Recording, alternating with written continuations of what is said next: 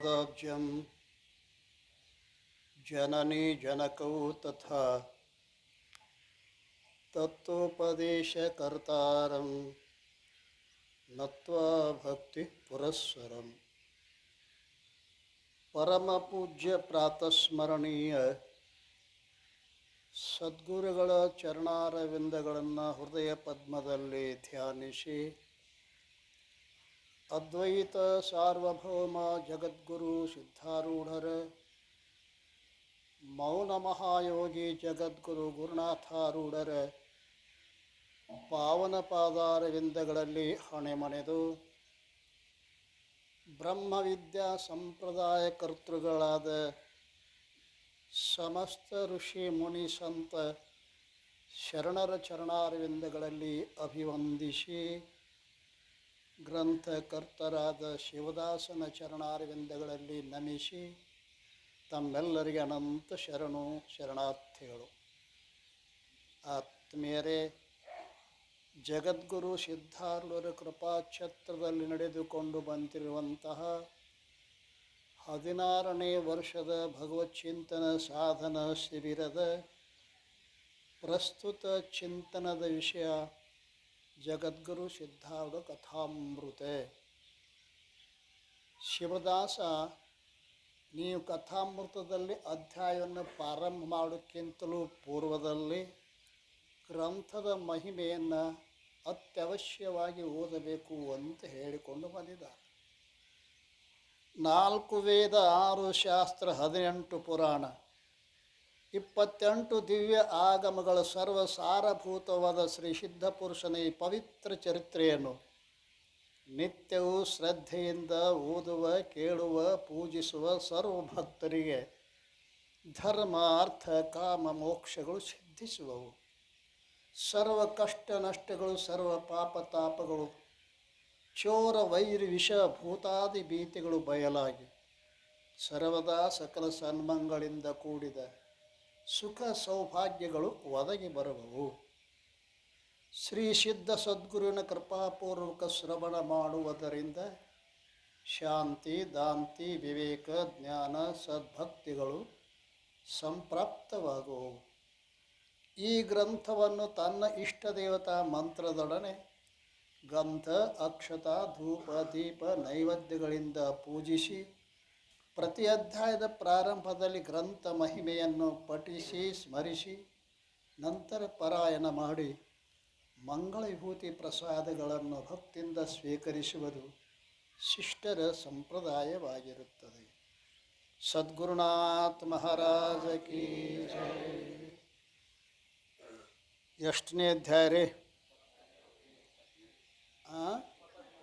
23ನೇ ಅಧ್ಯಾಯ. ಭಾಳ ಸುಂದರವಾದ ಈ ಅಧ್ಯಾಯವನ್ನು ನಾವು ಚಿಂತನೆ ಮಾಡಬೇಕಾಗಿದೆ. ಯಾಕೆ ಅಂತ ಕೇಳಿದರೆ, ಒಂದು ಕಡೆಗೆ ಸುಭಾಷಿತಕಾರ ಒಂದು ಮಾತನ್ನು ಬರೀತಾ ಇದ್ದಾನೆ. ಯಂ ಪ್ರಾಪ್ಯ ಮಾನುಷಂ ದೇಹಂ ಮುಕ್ತಿದ್ವಾರಮಪಾವೃತಂ ಗ್ರಹೇಶು ಖಗವತ್ಸಕ್ತ ತಮಾರೂಢಚ್ಯುತ ವಿದುಹು. ಯಂ ಪ್ರಾಪ್ಯ ಮಾನುಷಂ ದೇಹಂ ಮುಕ್ತಿದ್ವಾರಮಪಾವೃತಂ. ಈ ಮನುಷ್ಯ ದೇಹ ಏನು ಬಂದೈತಿ ಎಲ್ಲ, ಇಲ್ಲಿ ಮುಕ್ತಿಯ ದ್ವಾರ ತೆರೆದಿರ್ತದೆ ಅಂತ, ಮುಚ್ಚಿಲ್ಲ.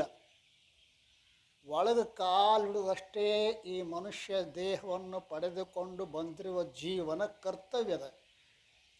ಅದಕ್ಕೆ ಇಲ್ಲಿ ಗ್ರಹೇಶು ಖಗವತ್ಸಕ್ತ, ಹೆಂಡತಿ ಮಕ್ಕಳು ಇದರೊಳಗನ ಆಸಕ್ತಿ ಉಳ್ಳವನಾದ ಇಷ್ಟು ಎತ್ತರಕ್ಕೆ ಬಂದಿರತಕ್ಕಂಥ ಮಾನವ ದೇಹವನ್ನು ಏನಾಗ್ತದೆ ಅಂತೇಳಿ ಆರೂಢ ಪತಿತ ಅಂತ ಕರೀತಾರೆ. ಆರೂಢ ಪತಿತ ಅಂದ್ರೇನು? ಮೇಲೆ ಹೋಗಿ ಕೆಳಗೆ ಬಿದ್ದವ ಅಂತ ಅರ್ಥ. ಹೌದು, ಆರೂಢ ಪತಿತ, ಮೇಲೆ ಹೋಗಿದ್ದಾನ. ಅಲ್ಲ, ಒಂದು ಅಡ್ಡ ನುಚ್ಚುನಿಕೆ ಮ್ಯಾಗಿಂದ ಬಿದ್ದರೆ ಏನು ಅಡ್ಡಿ ಇಲ್ಲ, ಮ್ಯಾಲ ತುದಿ ಹೋಗಿ ಬಿದ್ದರೆ ಗತಿ ಏನಾಕೈತವ. ಈಗ ನಾವು ಏನು ಮನುಷ್ಯ ದೇಹ ತೆಗೆದುಕೊಂಡು ಬಂದೀವಲ್ಲ, ಮ್ಯಾಲ ಬಂದೀವಿ. 84 ಲಕ್ಷ ಜೀವರಾಶಿಗಳಲ್ಲಿ 83,99,999 ಕೆಳಗೆ ಹಾಕಿ ಇಲ್ಲಿ ಮೇಲೆ ಬಂದೀವಿ ನಾವು. ಎಷ್ಟು ಎಷ್ಟು ಎತ್ತರಕ್ಕೆ ಬಂದೀವಿ ಗೊತ್ತದೆ? ಗೊತ್ತೇ ಇಲ್ಲ ನನಗೆ. ಬರೇ ಉಣೋದು ತಿನ್ನೋದು ಭಾಗ್ಯ ಅಲ್ಲ, ಇದನ್ನೇ ಮಾಡ್ತಾ ಇದ್ದಾನ ಮನುಷ್ಯನು. ಎಷ್ಟು ಎತ್ತರಕ್ಕೆ ಬಂದಿದೆ. ಬಂದಿರತಕ್ಕಂಥ ಮನುಷ್ಯ ದೇಹದ ಲಾಭವನ್ನು ಪಡೆಯಲಿಲ್ಲ ಅಂತಂದರೆ ಮುಂದೆ ಪಾಪಾನುಗುಣದಿಂದ ಗಿಡಮರ ಕ್ರಿಮಿಗಳ ರೂಪಾಗಿ ಅಪಕ್ಷಿ ಕುಲವಾಗಿ ಮತ್ತೆ ಸುತ್ತರಿಬೇಕು ನೋಡು ಅಲ್ಲ. ಇಲ್ಲಿ ನಿನ್ನ ಕರ್ತವ್ಯದ ಕಡೆಗೆ ಲಕ್ಷ್ಯ ಹಾಕು. ಯಾಕೆ ಅಂದ್ರೆ ಈ ಮನುಷ್ಯ ದೇಹದಿಂದಲೇ ಧರ್ಮ, ಅರ್ಥ, ಕಾಮ, ಮೋಕ್ಷ ಚತುರ್ವಿಧ ಪುರುಷಾರ್ಥಗಳನ್ನು ಪಡೆಯಲಿಕ್ಕೆ ಇದೊಂದು ಶ್ರೇಷ್ಠವಾದ ದೇಹ. ದೇವತೆಗಳು ಕೂಡ ಇದನ್ನು ಅಪೇಕ್ಷೆ ಮಾಡ್ತಾರಂತ್ರಿ. ಮನುಷ್ಯ ದೇಹ ಅಲ್ಲ, ಚತುರ್ವಿಧ ಪುರುಷಾರ್ಥಗಳನ್ನು ಸಂಪಾದನೆ ಮಾಡಬೇಕಾಗಿತ್ತು ಅಂದ್ರೆ ಮೊಟ್ಟ ಮೊದಲು ಧರ್ಮ ಪುರುಷಾರ್ಥ, ಧರ್ಮದ ಮಾರ್ಗ ಮೊಟ್ಟ ಮೊದಲು ನಾವು ಪ್ರವೇಶ ಆಗಬೇಕು. ಆಮೇಲೆ ನಾವು ಬರ್ತಾ ಬರ್ತಾ ಏನಕ್ಕತಿ ಅಂತ ಕೇಳಿದ್ರೆ ಅರ್ಥ, ಕಾಮ, ಮೋಕ್ಷ. 4 ಪುರುಷಾರ್ಥಗಳಲ್ಲಿ ಮೊದಲನೇದು ಧರ್ಮ, ಕೊನೆಯದು ಮೋಕ್ಷ. ಹೌದಲ್ರಿ? ನಡಬಾರ್ಕೆ ಆಡೋದು ನೋಡ್ರಿ, ಭಾರಿ ಡೇಂಜರ್. ಏನೋ ಅರ್ಥಕಾಮ. ಅರ್ಥಕಾಮದೊಳಗೆ ಭಾಳ ಮಂದಿ ಮುಳುಗ್ಯಾರು. ಈ ಕಡೆ ಧರ್ಮದ್ದು ಗೊತ್ತಿಲ್ಲ, ಆ ಕಡೆ ಮೋಕ್ಷದ್ದು ಗೊತ್ತಿಲ್ಲ. ಆದ್ದರಿಂದ ಮೊದಲು ಅವು ಎಲ್ಲವನ್ನು ಪಡಿಬೇಕಾಗಿತ್ತರ ಮೊದಲು ಧರ್ಮ ಮಾರ್ಗವನ್ನು ಪ್ರವೇಶ ಮಾಡಬೇಕಾಗ್ತದೆ. ಯಾಕೆ ಅಂತ ಕೇಳಿದ್ರೆ ಧರ್ಮೇನ ಹೀನ ಪಶುಭಿ ಸಮಾನ. ಆ ಸುಂದರವಾದ ಮಾತನ್ನು ಬರೀತಾ ಇದ್ದ. ಈಗ ಆಹಾರ ನಿದ್ರಾ ಭಯ ಮೈಥುನಂಚೆ ಸಾಮಾನ್ಯನೇ ತತ್ ಪಶುಭಿರ್ನರಾನಾಂ ಧರ್ಮೋಹಿತೇಶೋ ಮಧಿಕೋ ವಿಶೇಷ ಧರ್ಮೇನ ಹೀನ ಪಶುಭಿ ಸಮಾನ. ಪಶುವಿಗೂ ಮನುಷ್ಯನಿಗೂ ವ್ಯತ್ಯಾಸ ಏನು ಕೇಳ್ತಾರ ಅವ್ರು. ನಿನಗೆ ಮನುಷ್ಯನೇ, ನಿನಗೆ ಪಶುಗಳಿಗೆ ವ್ಯತ್ಯಾಸ ಏನಪ್ಪ? ಪಶುಗಳು ಆಹಾರ ತಿಂತಾವ, ನೀನು ಆಹಾರ ತಿಂತಿ. ಆಹಾರ ನಿದ್ರಾ. ಪಶುಗಳು ನಿದ್ರಾ ಮಾಡ್ತಾವ, ನೀನು ನಿದ್ರಾ ಮಾಡ್ತಿ. ಆಹಾರ ನಿದ್ರಾ ಭಯ. ಪಶುಗಳಿಗೂ ಭಯ ಅದ, ನಿನಗೂ ಭಯ ಅದ. ಪಶುಗಳು ಮೈಥುನ ಮಾಡಿ ಮಕ್ಕಳ ಪಕ್ಕಳ ಹೊಡಿತಾವ, ನೀನು ಆ ಕೆಲಸ ಮಾಡ್ತಿ. ಅಂದರೆ ಏನು? ವಿಶೇಷವಾಗಿರ್ತಕ್ಕಂಥದ್ದು ಯಾವುದನ್ನು? ಧರ್ಮ.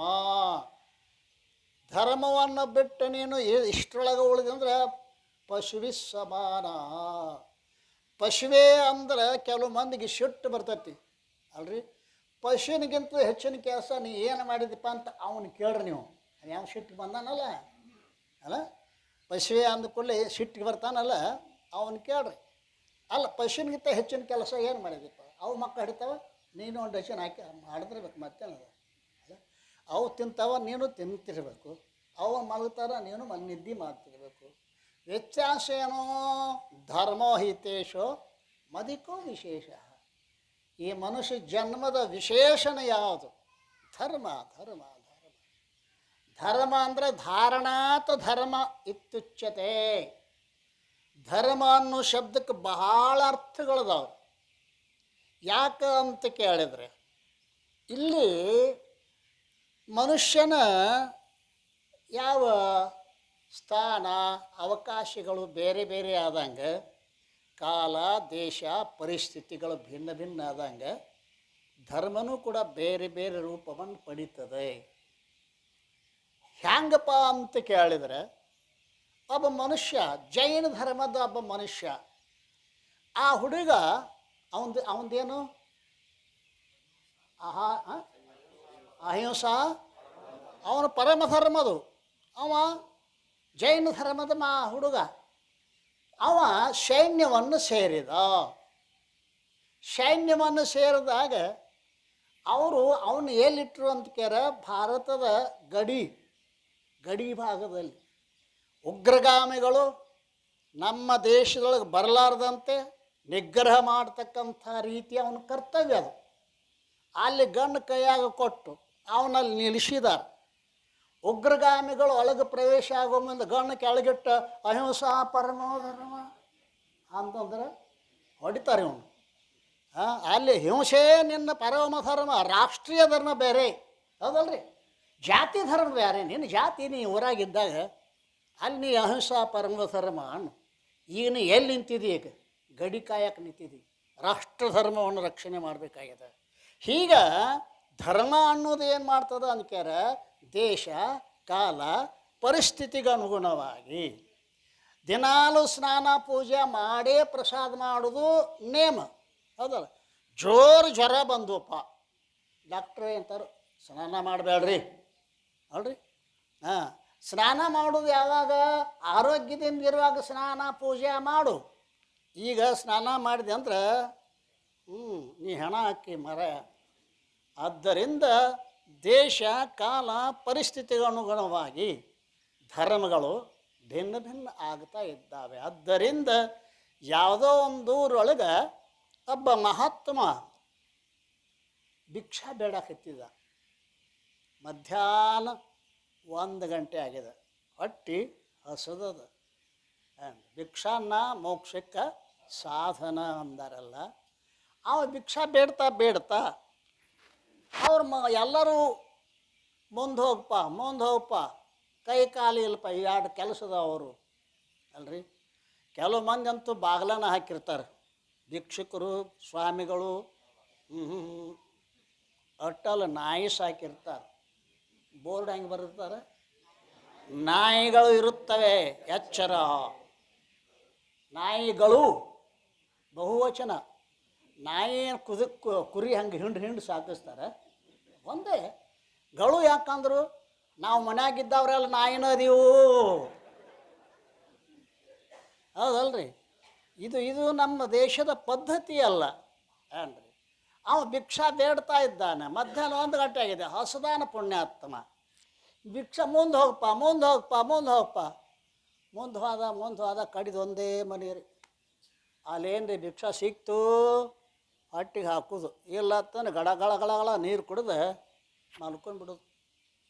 ಅವ ಕಡಿ ಮನೆಗೆ ಬಂದು ಭಿಕ್ಷಾಂದೇಹಿ ಅಂದ.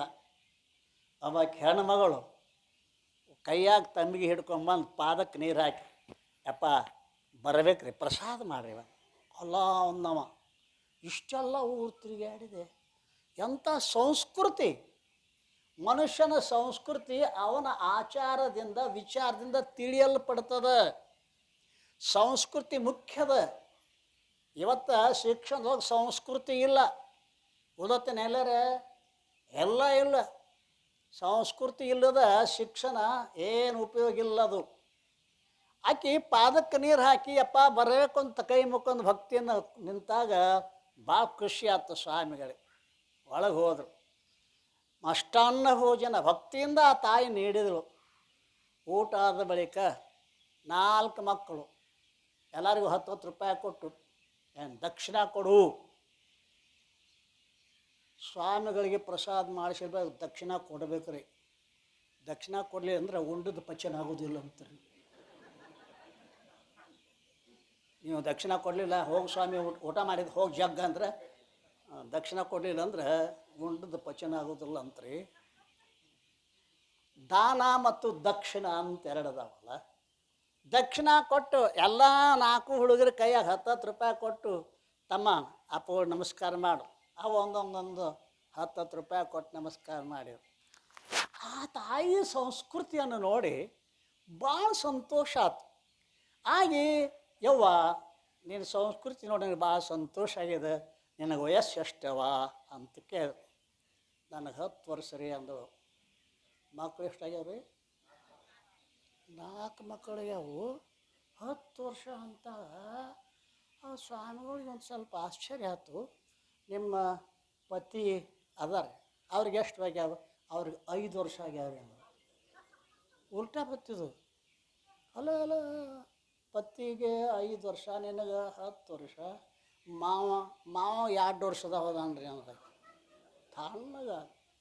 ಅತ್ತಿ ಅದಾಳ್ರಿ, ಆಕಿ 6 ತಿಂಗಳದಾಕಿ ಅದಾಳ. ಸ್ವಾಮಿಗಳಿಗೆ ಆಶ್ಚರ್ಯ ಆಯ್ತು. ಕೈಯ ಮುಗಿದು ಸ್ವಾಮಿ, ಅವ್ವ ನಾನು ಗುರುಗಳು ಅಂತ ಕೇಳಿದ್ರು ದೊಡ್ಡ ಪುಸ್ತಕ ಓದೇನೆ, ಪರಂತು ನಿನ್ನ ಮಾತಿನ ಅರ್ಥ ನನಗೆ ಆಗಲಿಲ್ಲ, ಏನೋ ಒಳಗದ ಇದು ಅಲ್ಲ.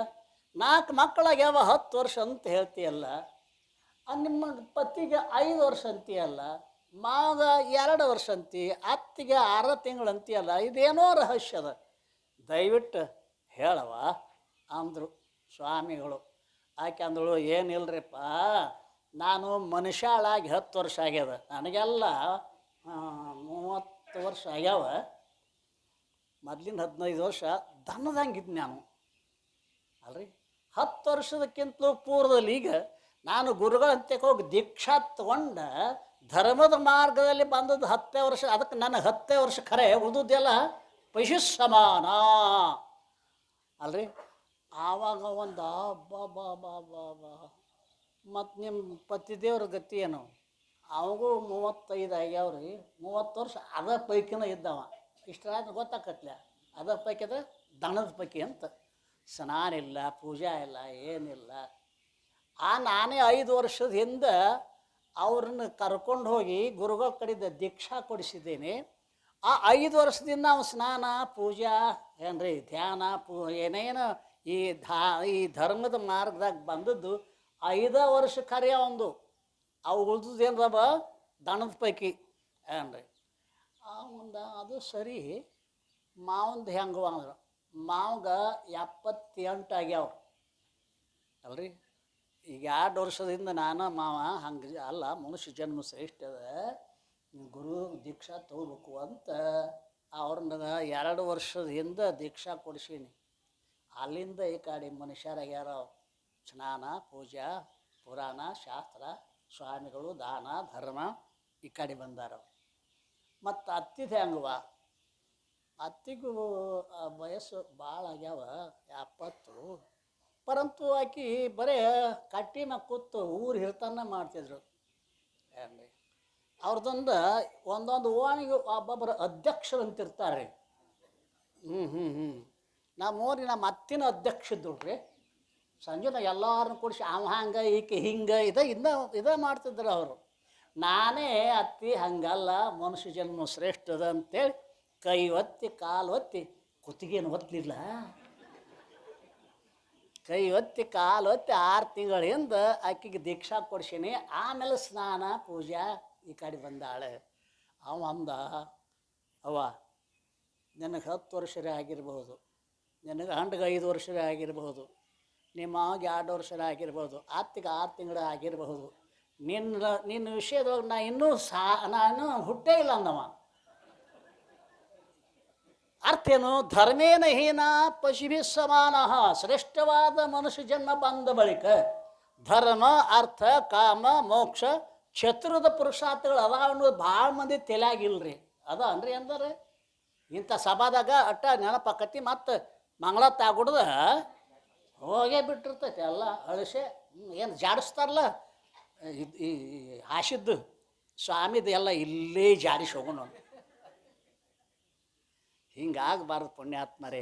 ಅತ್ಯಂತ ಶ್ರೇಷ್ಠವಾಗಿರ್ತಕ್ಕಂಥ ಈ ಮನುಷ್ಯ ಜನ್ಮದ ಸಾರ್ಥಕತೆ ಎಲ್ಲಿದೆ ಅಂತ್ಕರೆ ಇಂಥ ಪುರಾಣಗಳನ್ನು ಕೇಳುವುದರಲ್ಲಿ ಅಲ್ಲ. ಪುರಾಣಗಳನ್ನು ಕೇಳುವುದರಲ್ಲಿ ಏನಾಗ್ತದೆ ಅಂತ ಕೇಳಿದ್ರೆ ಪರಿವರ್ತನೆ ಆಗ್ತದೆ. ಅದನ್ನು ಹೇಳ್ತಾ ಇದ್ದಾನಲ್ಲ, ಸಿದ್ಧ ಮಹಿಮೆಯ ಶ್ರವಣ ಮಾತ್ರ ಸರ್ವದಾ ನಾಂ ಧನ್ಯನು. ಸಿದ್ಧ ಮಹಿಮೆಯ ಶ್ರವಣ ಮಾತ್ರದೆ ಸರ್ವದಾ ನಾಂ ಧನ್ಯನು. ಶುದ್ಧ ಚರಣದ ಪೂಜೆ ಮಾಡುತ್ತ ಪಾಪದಿಂದಲೇ ಮುಕ್ತನು.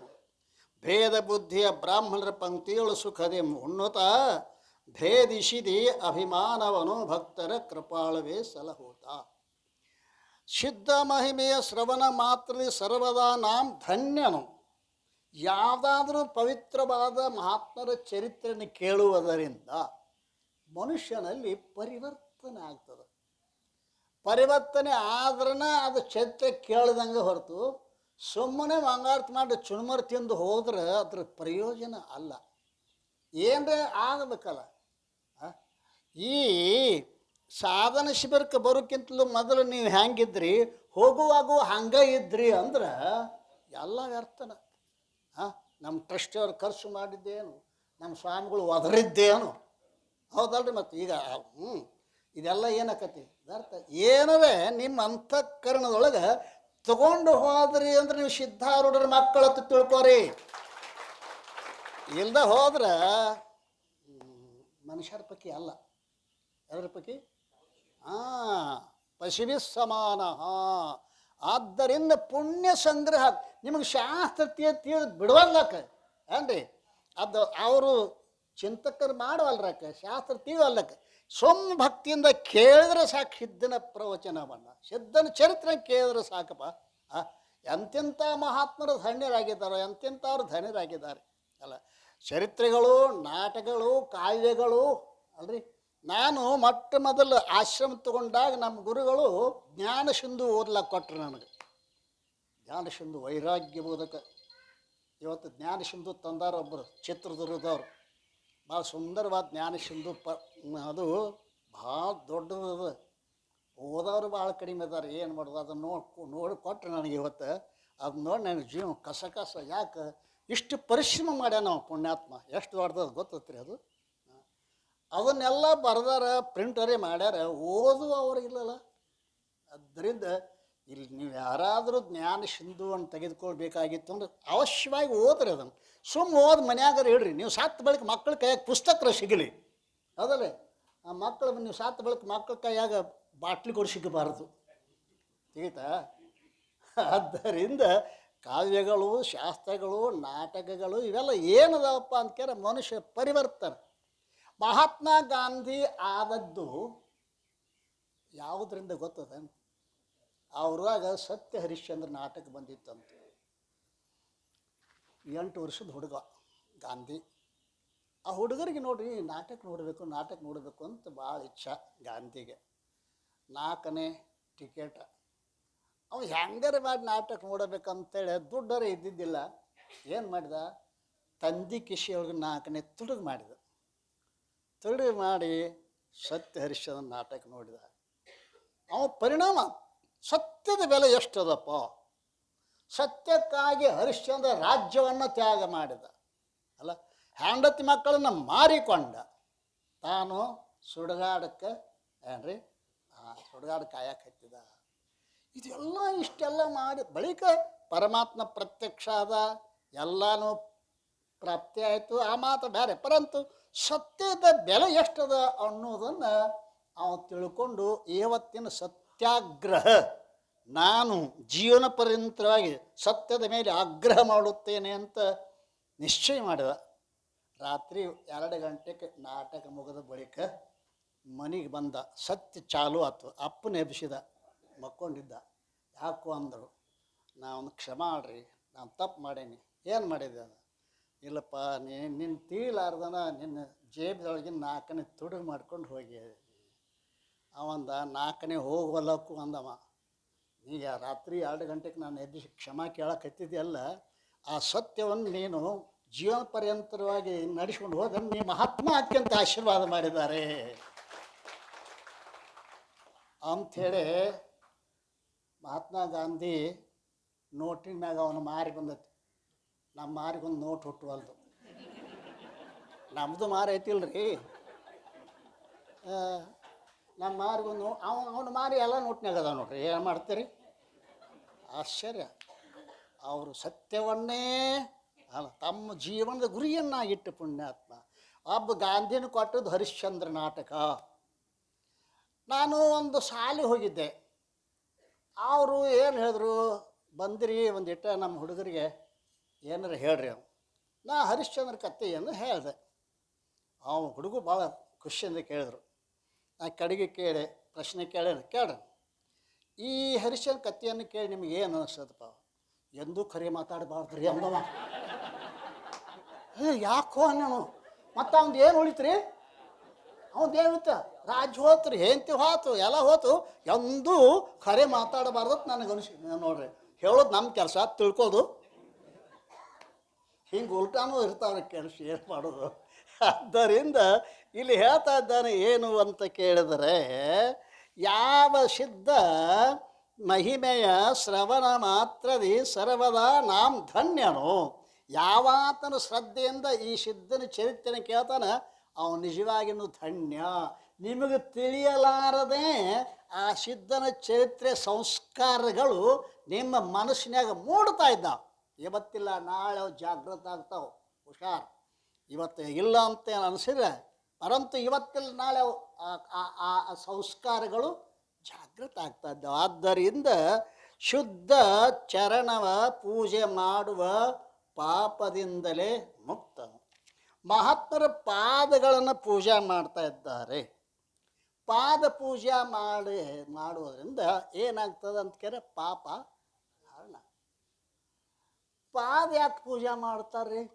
ತಲೆಯಾಗತ್ತಿರೋ ಜ್ಞಾನ, ತಲೆ ಪೂಜೆ ಮಾಡಬೇಕಾಯ್ತು ಸ್ವಾಮಿಗಳದು, ಹೌದಲ್ಲ? ಮತ್ತು ಪಾದ ಯಾಕೆ ಪೂಜೆ ಮಾಡ್ತಾರೆ ಅಂತ ಕೇಳಿದ್ರೆ ಶರಣು ಜನರ ಸದು ಹೃದಯ ನರಿನದಳು ಪರಿಶೋಭಿಸುತ್ತಿ ಹೋದ ನಿನ್ನ ಪಾದ ಅಲ್ಲ. ಅವ್ರ ಹೃದಯದಾಗ ಪಾದ, ಭಗವಂತನ ಪಾದ ಅವರ ಪರಿಶೋಧಿಸದೆ. ಆದ್ದರಿಂದ ಅವನ ಪಾದನೂ ಕೂಡ ಈಗೇನಾಗ್ಯಾವ, ಮನುಷ್ಯರ ಪಾದ ಆಗಿ ಉಳಿದಿಲ್ಲ, ಭಗವಂತನ ಪಾದ ಆಗ್ಯಾವ ಅಂಥೇಳಿ ಅವರ ಪಾದ ಪೂಜೆಯನ್ನು ಮಾಡ್ತಾ ಇದ್ದಾರೆ. ಮಾಡಿದ್ರೆ ಏನಾಗ್ತದೆ ಅಂತ ಕೇಳಿದ್ರೆ ಸಮಸ್ತ ಜನ್ಮದ ಪಾಪವು ನಿವೃತ್ತಿಯಾಗ್ತದೆ. ಪಾಪದ ನಿವೃತ್ತಿಗೆ ಆ ಮಹಾತ್ಮರ ಪಾದ ಪೂಜೆ ಅತ್ಯಂತ ಶ್ರೇಷ್ಠವಾಗಿದೆ. ಇವತ್ತಿನ ಈ ಅಧ್ಯಾಯದೊಳಗೆ ಏನು ಮಾಡಬೇಕಾಗಿದೆ ಅಂದರೆ ಭೇದ ಬುದ್ಧಿಯ ಬ್ರಾಹ್ಮಣರ ಪಂಕ್ತಿ ಸುಖದಿಂ ಉಣ್ಣುತ. ಬ್ರಾಹ್ಮಣರ ಪಂಕ್ತಿಯೊಳಗೆ ಅಲ್ಲಿ ಭೇದ ಭಾವದಿಂದ ಅವನು ಕರೆಸಬಾರ್ದು ಅಂತ ಅವರು ಹೇಳಿದ್ದರು. ಮುಂದೆ ಅವನೇ ಬಂದು ಅದರೊಳಗೆ ಕುಂತು ಊಟ ಮಾಡ್ತಾ ಇದ್ದಾನೆ. ಛೇದಿಸಿದ ಅಭಿಮಾನ ಭಕ್ತರ ಕಪಾಳುವೆ ಸಾಲಹೂತ. ಆ ಅಭಿಮಾನವನ್ನು ನಾಶಿ ಮಾಡಿದ ಕಥೆಯನ್ನು ಈ ಹೊತ್ತಿನ 23ನೇ ಅಧ್ಯಾಯದಲ್ಲಿ ನಾವು ನೋಡಬೇಕಾಗಿದೆ ಪುಣ್ಯಾತ್ಮರೇ. ಈಗ ಶ್ರೋತ್ರಾಜನರುಗಳ ಕಥಾ ಸಂಧಾನವನ್ನು ಮಾಡುವಂಥವರಾಗರಿ. ಒಂದಾನೊಂದು ಕಾಲದಲ್ಲಿ ಇಬ್ಬರು ಸಂತರು ಪಂಢರಪುರದಿಂದ ಬಂದು ಹುಬ್ಬಳ್ಳಿಯಲ್ಲಿ ಇಳಿಯುವಂಥವರಾದರು. ಯಾರು ಸಂತರಂದ್ರೆ ಯಾರಿಗನ್ಬೇಕು? ಹಚ್ಚಿರ್ಬೇಕು, ಒಳಗೆ ಮಾಲಿ ಹಾಕಿರ್ಬೇಕು, ಹೌದಲ್ಲ? ಇಲ್ಲ. ಸಂತ ಅಂದ್ರೆ ಏನು? ಸತ್ಯ ಯಾವುದು, ಅಸತ್ಯ ಯಾವುದು ಇನ್ನು ತಿಳ್ಕೊಂಡು ಅವ್ರಿಗೆ ಸಂತ ಅಂತಾರೆ. ಸತ್ಯ ಅಸತ್ಯಗಳನ್ನು ಭಿನ್ನಪಡಿಸಿ ಯಾರು ತಿಳ್ಕೊಂಡಾರೆ ಅವರಿಗೆ ಸಂತ ಅಂತ ಕರೀತಾರೆ. ಈ ಸಂತರು ಎಲ್ಲಿಂದ ಬಂದಿರೋರು ಅಂತ ಕೇಳಿದ್ರೆ ಪಂಢರಾಪುರದಿಂದ. ಪಂಢರಾಪುರ ಯಾತ್ರೆಗೆ ಹೋಗಿ ಅಲ್ಲಿ ಆಷಾಢ ಏನಪ್ಪ ಅಂತ ಕೇಳಿದರೆ ಏಕಾದಶಿ ಉತ್ಸವವನ್ನು ನೋಡಿಕೊಂಡು ತಿರುಗಿ ತಮ್ಮ ದೇಶಕ್ಕೆ ಹೋಗುವಾಗ ಇಲ್ಲಿ ಇಳಿದರು. ಅವರು ಬ್ರಾಹ್ಮಣರಾಗಿರುವುದರಿಂದ ಬ್ರಾಹ್ಮಣ ವರ್ಣದವರಲ್ಲಿ ಅಲ್ಲಿ ಆ ಊರಾಗ ಹುಬ್ಬಳ್ಳಿಯಾಗೇನು ಬ್ರಾಹ್ಮಣ ವರ್ಣದವರಿದ್ರಲ್ಲ, ಅವ್ರನ್ನ ಅತ್ಯಂತ ಆದರ ಸತ್ಕಾರ ಮಾಡಿ ಮನೆಗೆ ಕರ್ಕೊಂಡು ಬಂದರು. 2ನೇ ದಿವಸ ಅವ್ರಿಗೋಸ್ಕರವಾಗಿ ಎಲ್ಲ ಬ್ರಾಹ್ಮಣರ ಕೂಡಿ ಆಮಂತ್ರಣ ಕೊಟ್ಟು ಸಮಾರಾಧನೆ ಮಾಡಿಸ್ಬೇಕಂತ ಗೃಹಸ್ಥ ರಾಮರಾಯನೆಂಬ ಭಕ್ತ, ರಾಮರಾಯ ಅನ್ರಿ ಅಂದ್ರೆ ಅವ ಸಿದ್ಧಾರ್ಢರು ಪರಮ ಭಕ್ತ ಅನ್ರಿ. ಸಿದ್ಧಾರ್ಢ ಪರಮ ಭಕ್ತ. ಈಗ ಬ್ರಾಹ್ಮಣರು ತಮ್ಮ ಮನೆಗೆ ಬಂದಿರುವುದರಿಂದ ಬ್ರಾಹ್ಮಣ ಭೋಜನವನ್ನು ಏರ್ಪಾಟು ಮಾಡ್ತಾ ಇದ್ದಾನೆ. ಓಣ್ಯಾಗಿನ ಎಲ್ಲ ಬ್ರಾಹ್ಮಣರನ್ನು ಕರೆದು ಆಮಂತ್ರಣ ಕೊಟ್ಟು ಸಮಾರಾಧನೆ ಮಾಡಿಸ್ಬೇಕಂತ ಗ್ರಸ್ತ ರಾಮರಾಯ ಸಿದ್ಧಪಡಿಸಿದ. ಸಿದ್ಧಾರೂಢರ ಮೇಲೆ ರಾಮರಾಯನಿಗೆ ವಿಶೇಷವಾದ ಶ್ರದ್ಧೆ ಇರುತ್ತಿದ್ದು, ನಿತ್ಯದಲ್ಲಿ ಸದ್ಗುರು ಪಾದ ತೀರ್ಥದ ವಿನಃ ಅವನು ಊಟ ಮಾಡುತ್ತಿರಲಿಲ್ಲ. ನೋಡಿ ಎಂಥ ಭಕ್ತಿ, ಎಂತಹ ಶ್ರದ್ಧೆ. ಅವ ನಿತ್ಯದಲ್ಲಿ ಏನು ತೊಗೊಂಡ ಊಟ ಮಾಡ್ತಿದ್ದ. ಈ ರೀತಿ ಅವನು ಊಟ ಮಾಡುತ್ತಿರಲಿಲ್ಲ. ಆತನೇ ಪುಡಾರಿಯಾಗಿ ಸಮಾರಾಧನೆಗೋಸ್ಕರ ಬ್ರಾಹ್ಮಣಿಗೆ ಆಮಂತ್ರಣ ಕೊಟ್ಟ. ಅವನಿಗೆ ಪುಡಾರಿ ಹಿರಿಯನಾಗಿ ಅಂತ. ಈಗ ಪುಡಾರಿ ಅನ್ನೋ ಶಬ್ದಕ್ಕೆ ಭಾಳ ಬೇರೆ ಬೇರೆ ಅರ್ಥದವ್ರಿ. ಅವನೇ ಹಿರಿಯನಾಗಿ ಏನು ಮಾಡಿದ? ಆಮಂತ್ರಣವನ್ನು ಕೊಟ್ಟ.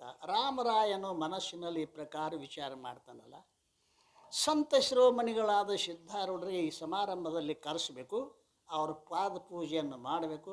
ಆದರೂ ಈ ಮಾತು ಸಂತರು ಕೂಡ ವಿಚಾರ ಮಾಡಬೇಕಂತ ಹೇಳಿ ಸಿದ್ಧಾರೂಢ ಸಂತರ ಹತ್ತಿರ ಬಂದು ರಾಮರಾಯ ಹೇಳ್ತಾ ಇದ್ದ, ಮಹನೀಯರೇ, ಈ ಊರೊಳಗೆ ಬ್ರಹ್ಮನಿಷ್ಠರಾಗಿಯೂ ಸಜ್ಜನರಾಗಿಯೂ ಇರುವ ಸಿದ್ಧಾರೂಢರೆಂಬವರು ಇರುತ್ತಾರೆ.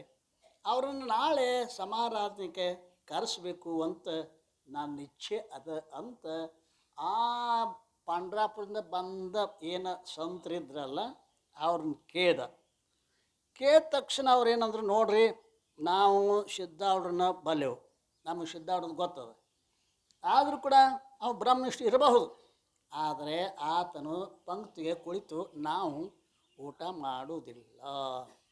ಯಾಕಂದ್ರೆ ಅವನು ಜಾತ್ಯ ಶೂದ್ರನಿರುವನು.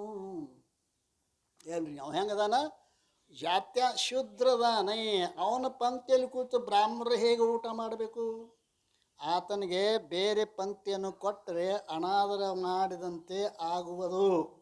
ಆದ್ದರಿಂದ ನಿನ್ನ ವಿಚಾರವು ನಮ್ಮ ಮನಸ್ಸಿಗೆ ಬರುವುದಿಲ್ಲ. ಅವನು ಕರೆಸಿದ್ರಿ ಅಂದ್ರೆ ನಮ್ಮ ಕುಲಕ್ಕೆಲ್ಲ ಏನಾಕತಿ? ಅಪಚಾರ ಮಾಡಿದಂಗೆ ಆಗ್ತದೆ. ಇದರಿಂದ ನಿಮ್ಮ ಜಾತಿಗೆ ಹೀನತ್ವ ಬರುವುದು.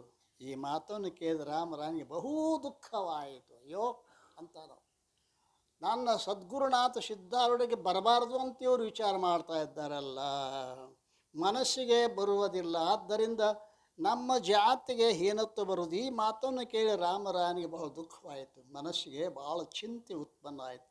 ಅಂದಿನ ರಾತ್ರಿ ರಾಮರಾಣಿಗೆ ಬಹು ಚಿಂತಾಪೂರ್ಣಾಗಿ ಮಲಗಿಕೊಂಡಾಗ ಮನಸ್ಸಿನಲ್ಲಿ ಅಂದುಕೋತಾನ, ಯಾರು? ರಾಮರಾಯ, ನನ್ನ ದೈವತರಾದ ಸಿದ್ಧಾರೂಢರನ್ನು ಈ ಸಮಯದಲ್ಲಿ ಬಿಟ್ಟು ಏನು ಮಾಡಲಿ? ಹೇ ದಯಾಳವಾದ ಸದ್ಗುರುವೇ, ನಿನ್ನನ್ನು ಈ ಸಮಾರಾಧನೆ ಕರೆಸಬೇಕೆಂದು ನನ್ನ ಮನಸ್ಸಿನಲ್ಲಿ ಉತ್ಕಟವಾದ ಇಚ್ಛೆ ಇರುವುದು. ಈಗ ಈ ಸಮಯದಲ್ಲಿ ಹೇಗೆ ಪೂರೈಸಿತು? ನಿನ್ನನ್ನು ಪೂಜಾ ಸ್ಥಾನದಲ್ಲಿ ಕುಳ್ಳಿರಿಸಿ ಪೂರ್ಣ ವೈಭವದಿಂದ ಪೂಜಿಸಬೇಕು ಅಂತ ನನ್ನ ಇಚ್ಛೆ. ಈಗ ಅಭಕ್ತರಾಗಿರುವಂಥ ನಮ್ಮ ವರ್ಣಸ್ಥರೊಳಗೆ ನೀನು ಭಕ್ತಿಯನ್ನು ಹುಟ್ಟಿಸಬೇಕು.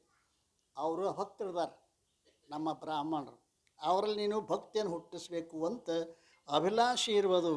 ಆದರೆ ಬ್ರಾಹ್ಮಣ ಅಭಿಮಾನದಿಂದ ಇವರು ನಿಮ್ಮ ಭಕ್ತಿಗೆ ನಿಮ್ಮ ಭಕ್ತಿ ಇಲ್ಲದೆ ಕೆಟ್ಟರು. ಬ್ರಾಹ್ಮಣರು ಅಭಿಮಾನ, ಮನುಷ್ಯನಿಗೆ ಅಭಿಮಾನ ಅನ್ನುವಂಥದ್ದು ಭಾಳ ಕೆಟ್ಟದ್ದು, ಎಲ್ಲರಿಗೂ ಗೊತ್ತದ. ಪರಂತು ನಮಗೆ ಅರಿಲಾರ್ದ ಒಳಗೆ ಬಂದುಬಿಡ್ತೈತೆ ಅಭಿಮಾನ, ಹೌದಲ್ರಿ? ಮತ್ತೆ ಗೊತ್ತೈತಿಲ್ರಿ? ಅಭಿಮಾನ ಸೋಡಾಬೇ ಮುಕ್ತಿ ರೋಕಡಿಗೆ ಯಾವೇ. ಪರಂತು ಅಭಿಮಾನ ಬಂದು ಬಿಡ್ತೈತೆ ಎಲ್ಲ. ಅಭಿಮಾನಂ ಸುರಾಪಾನಂ ರೌರವಂ ಗೌರವಂ ಘೋರ ರೌರವಂ ಪ್ರತಿಷ್ಠಾ ಸೂಕರೀವಿಷ್ಟ ತ್ರಯಂ ತ್ಯಕ್ತ್ವ ಸುಖೀಂ ಭವೇತ್. ಒಬ್ಬ ಮನುಷ್ಯ ಬರೀತಾನೆ, ಅಭಿಮಾನಂ ಸುರಾಪಾನಂ. ಈ ಅಭಿಮಾನ ಸುರಾಪಾನಕ್ಕೆ ಯಾಕೆ ಹೋಲಿಸಿದ್ರು ಅಂದ್ರೆ, ಸುರಾಪಾನ ಮಾಡಿದ ಮನುಷ್ಯಾಗ ನಾ ಎಲ್ಲಿದ್ದನು ಏನು ಮಾತಾಡ್ತಾನೋ ಅನ್ನೋದು ಹೆಂಗೆ ಕಲ್ಪನೆ ಇರೋದಿಲ್ಲ ರೀ, ಅರಿತದೇನ್ರಿ? ಹಂಗೆ ಅಭಿಮಾನ ಬಂತಂದ್ರೆ ನಾ ಯಾರ ಹತ್ತಿರ ಅದನ್ನು ನಾ ಏನು ಮಾತಾಡಬೇಕು ಅನ್ನೋ ಕಲ್ಪನೆ. ಒಂದಿಬ್ಬರು ಕುಡುಕರು ವಿಜಯಪುರಕ್ಕೆ ಹೋಗಿದ್ರಂತ, ಫುಲ್ ಕುಡ್ದಿದ್ರಂತ. ಅವ್ರು ಅಲ್ಲಿ ಗೋಳ್ಗಮಟಕ್ಕೆ ಹೋಗಿ ಮುಂದೆ ನಿಂತರು, ನೋಡಿದ್ರು, ಅಬ್ಬಬ್ಬಬ್ಬಬ್ಬ ಅಂದರು. ಇಷ್ಟೆತ್ರ ಮ್ಯಾಲ್ಕೆ ಕಟ್ಕೊಂಡು ಹೋಗ್ಯಾರ, ಕೆಳಗೆ ಹೆಂಗೆ ಇಳಿದ್ರು ನೋಡ್ರಿ ಅವ್ರು ವಿಚಾರಗಳು. ಇಷ್ಟು ಎತ್ತರ ಮ್ಯಾಲೆ ಕಟ್ಕೋತ ಹೋದ್ರು, ಕೆಳಗೆ ಹೆಂಗೆ ಇಳಿದ್ರು? ಇನ್ನೂ ಬಂದ, ಏನು ಹುಚ್ಚದಿಯೋ, ಕಟ್ಕೊಂತ ಮ್ಯಾಲೆ ಹೋಗಿಲ್ಲ ಅವರು. ಕಟ್ಕೊ ಮ್ಯಾಲೆ ಹೋದ್ರೆ ಕೆಳಗೆ ಇಳಕ್ಕೆ ಸಮಸ್ಯೆ ಆಕತ್ತೆ ಅಂಥೇಳಿ ಮ್ಯಾಲಿಂದ ಕಟ್ಕೋತ ಕೆಳಗೆ ಬಂದಾರ ಅಂದವ. ಅಬ್ಬಬ್ಬ ಅಂದವ. ವಿಜಯಪುರದವ ಬಿದ್ದ, ಈ ಗೋಳ್ಗುಂಟು ಮಾರುದೈತಿ ತೊಗೋತ್ರಿ ಅಂದವ.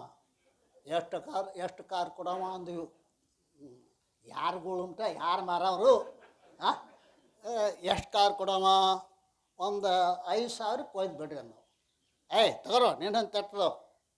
ಅವನು ಇವನು ಕೂಡಿಸಿ ಒಂದು 5,000 ರೂಪಾಯಿ ಕೊಟ್ಟು ಎನಸ್ಕೊಂಡವು. ತೊಗೊಂಡು ಹೋಗ್ರಿ ಅಂದವ. ತೊಗೊಂಡು ಹೋಗಿ ಅಂದ್ಕೊಂಡು ನಮ್ಮೂರಿಗಿದ್ದನು ಹ್ಯಾಂಗೆ ಒಯ್ಬೇಕು ಬಾ, ಖರೀದಿ ಆಗೈತಲ್ಲ ಈಗ. ನಮ್ಮೂರಿಗೆ ಒಯ್ಬೇಕಲ್ಲ ಇದನ್ನು. ಬಸ್ನಾಗ ಟಾಂಗಾದಾಗ ಬಸ್ನಾಗ ಒಯ್ದ್ರೆ ಆಗಂಗೆ ಇಲ್ಲ ಅದು. ಅವಂದ ಹ್ಯಾಂಗೆ ಒಯ್ದು ಭಾಳ ವಿಚಾರ ಹೇಳ್ತೀನಿ ಕೇಳ. ಏನು ಮಾಡಂಗಿಲ್ಲ, ಒತ್ಕೊಂತ ಹೋಗೋದಂದವ. ಟಾಂಗಾದ ಮ್ಯಾಗ ಹೇರ ಬರೋಂಗಿಲ್ಲ, ಬಸ್ ಮ್ಯಾಗ ಹೇರಕ್ಕೆ ಬರೋಂಗಿಲ್ಲ, ಒತ್ಕೊಂತ ಹೋಗೋ. ಹೌದು ಅನ್ನ ಗಂಡಗ ಚಕ್ಕಿರು ಚಲೋ ಅಂಗಿದ್ದು ಗಡಿಯಾರ ಪಡ್ಯಾರ ಇದ್ದು ಎಲ್ಲ ಬಿಚ್ಚಿಟ್ರು. ಇಟ್ಟು ಗಣಗಚ್ಚಿ ಹಾಕಿ ಒತ್ತಕ್ಕೆ ಶುರು ಮಾಡಿದ್ರು. ಅವೇನು ಖರೀದಿ ಕೊಟ್ಟಿದ್ಲ 5,000 ರೂಪಾಯಿಗೆ, ಅವ್ನು ನೋಡ್ಕೋತ ಇದ್ದ. ಅವ್ರ ಆ ಕಡೆ ಡೊಗ್ಗಿ ಒತ್ತು ಮುಂದೆ ಅಂಗಿ ಪಂಗಿ ಎಲ್ಲ ತೊಗೊಂಡ್ರು. ಅದವು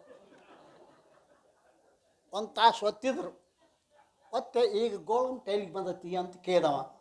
ಅವ್ನು ನೋಡಿದ, ಭಾಳ ದೂರ ಬಂದೈತೆ ಅಂದವ. ಅರೆ ಹೆಂಗೆ ಹೇಳ್ತೇವೆ ಭಾಳ ದೂರ? ನಾವು ಅಂಗಿ ಸಹಿತ ಕಾಣಿಸವಲ್ಲ, ಅಷ್ಟು ದೂರ ಬಂತು ಒತ್ತು ಅಂದವ. ಸಂಜೆ ತಕ್ಕ ಓದ್ತಿದ್ದು ನಿಶೆ ಹೇಳ್ದಂದು ಮಂದಿ ಕಡೆ ರೊಕ್ಕ ಬಂದ ಅಭಿಮಾನಂ ಸುರಾಪ. ಅವ್ರನ್ನ ನೋಡಿ ನಾವು ಹೆಂಗೆ ನಗುತ್ತೀವಲ್ಲ, ಈ ಅಭಿಮಾನ ಮನುಷ್ಯನು ಕೂಡ ಮಂದಿ ನಗುವಂಗೆ ವ್ಯವಹಾರ ಮಾಡ್ತಾನೆ, ಜನ ನಗು ಹಂಗೆ ಮಾತಾಡ್ತಾನೆ.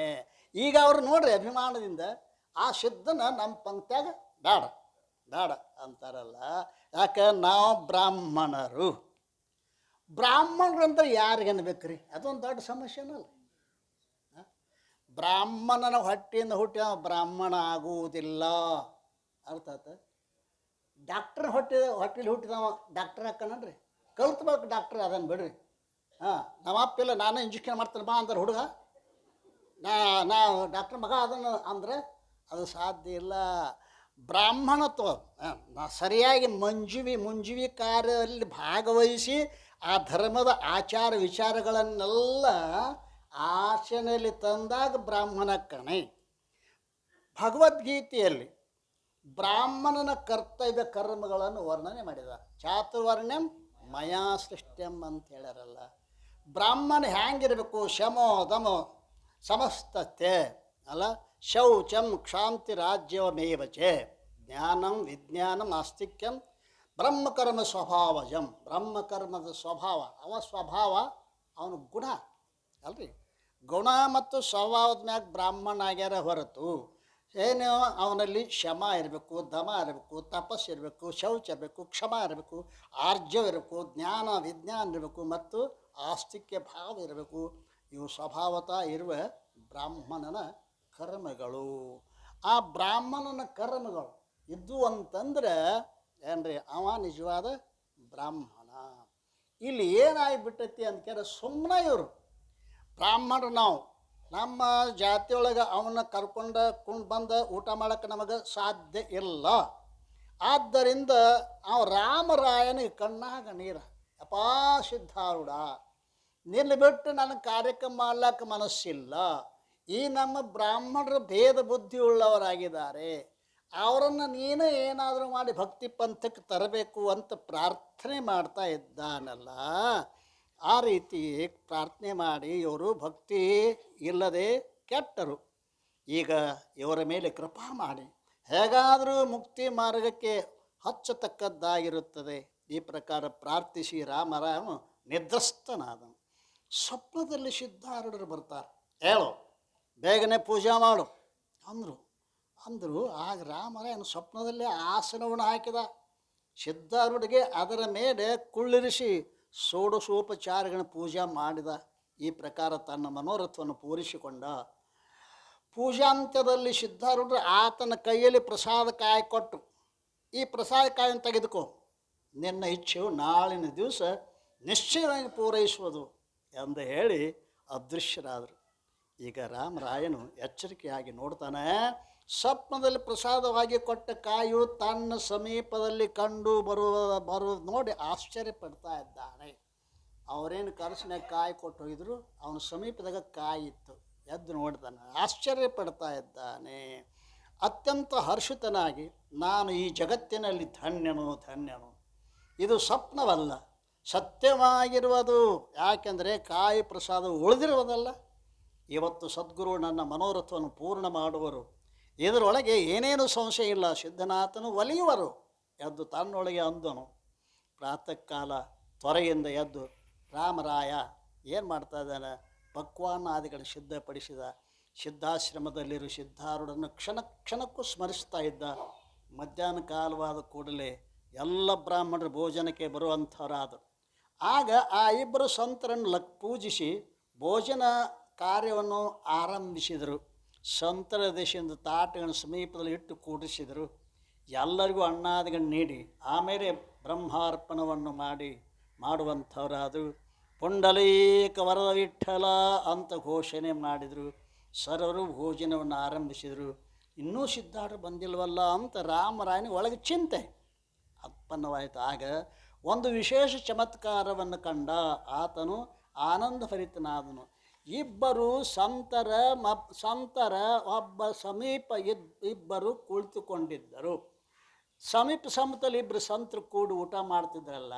ಊಟ ಮಾಡುತ್ತಿರುವಾಗ ಅವರ ನಡುವಿನಲ್ಲಿ ಸ್ವಸ್ಥ ಕುಳಿತು ಉಣ್ಣುತ್ತಿರುವ ಸಿದ್ಧಾರೂಢರನ್ನು ಕಂಡು ರಾಮರನ್ನು ಬಹಳ ಆಶ್ಚರ್ಯಪಟ್ಟನು.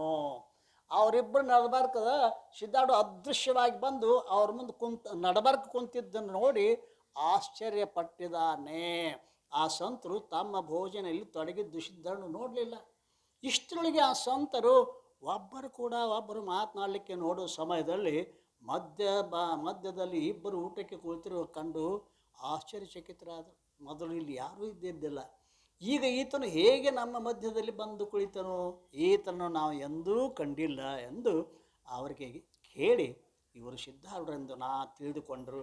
ಆಗ ರಾಮರಾಯನಿಗೆ ಅವರು ಬಂದ ಕಾರಣ ಕೇಳಲಾಗಿ ಆತನು ನನಗೇನೂ ಗೊತ್ತಿಲ್ಲ ಅಂತಂದಾಗ ಸಿದ್ಧಾರೂಢ ಶಾಂತ ಚಿತ್ತದಿಂದ ಕುಳಿತುಕೊಂಡು ಉಣ್ಣುತ್ತಿದ್ರಲ್ಲ.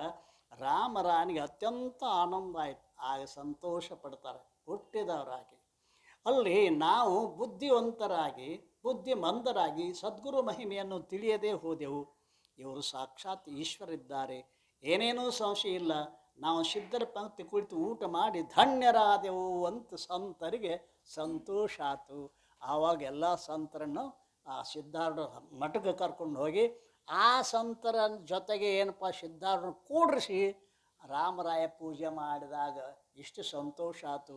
ಸಂತರ ಭೇದ ಬುದ್ಧಿ ಅಲ್ಲಿಗೆ ಹೋಯಿತು. ಏಕ ಗಡಿ ಆದಿ ಗಡಿ ಆದಿನೇ ಪುನಿಯಾತ್ ಕರೋ ಸಂಗತಿ ಕಟೈಕೋಟಿ ಅಪರಾತ್.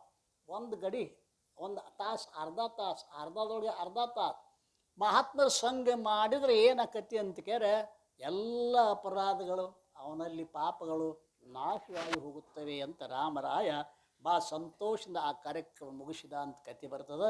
ಭಾಳ ಸುಂದರವಾಗಿರ್ತಕ್ಕಂಥ ಕಥೆಯನ್ನು ಮುಂದಿನ ಕಥೆಯನ್ನು ನಾಳಿನ ದಿವಸ ಚೆನ್ನಾಗಿ ಕೇಳೋಣ ಅಂಥೇಳಿ ಕಾರ್ಯಕ್ರಮಕ್ಕೆ ಮಂಗಲ್ ಮಾಡೋಣ. ಸದ್ಗುರುನಾಥ್.